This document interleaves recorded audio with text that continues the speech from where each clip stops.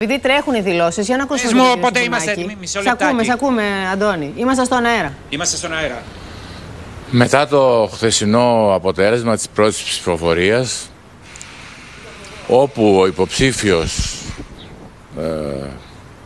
της συγκυβέρνησης συγκέντρωσε 160 ψήφους, στην ουσία δεν συγκέντρωσε ούτε καν το σύνολο των βουλευτών που προέρχονται από την κεντροδεξιά.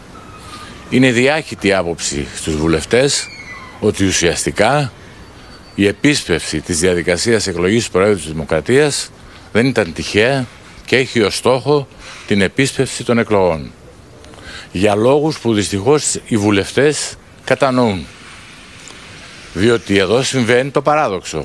Να επισύεται ο κίνδυνος κατάρρευσης της χώρας και αν πράγματι έτσι είναι, τότε θα πρέπει ο κύριος Πρωθυπουργός και ο κύριος Αντιπρόεδρος της κυβέρνησης να συγκαλέσουν σήμερα όλους τους ηγέτες των κομμάτων να εκθέσουν την τραγική κατάσταση εάν η χώρα οδηγηθεί σε εκλογές και να υπάρξουν συνενετικές λύσεις, γιατί πιστεύω θα υπάρξει ανταπόκριση από αυτό. Υπ' αυτήν την έννοια εγώ έκανα πριν από αρκετό καιρό σε ανύποπτο χρόνο την πρόταση για έναν υποψήφιο πρόεδρο που να προέρχεται από την αντιπολίτευση, όπως έχει καθιερωθεί τα τελευταία 20 χρόνια. Την πέταξαν στον κάλαθο των αχρήστων.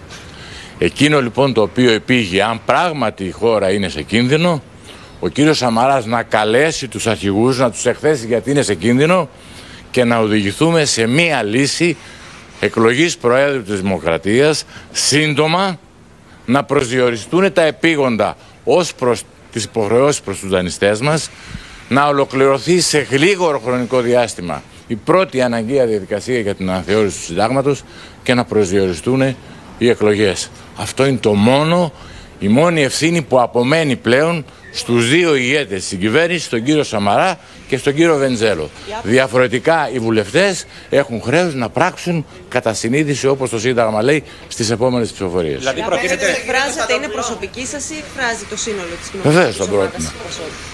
Εκφράζω τις δικές μου απόψεις, αλλά είναι διάχυτη αυτή η άποψη.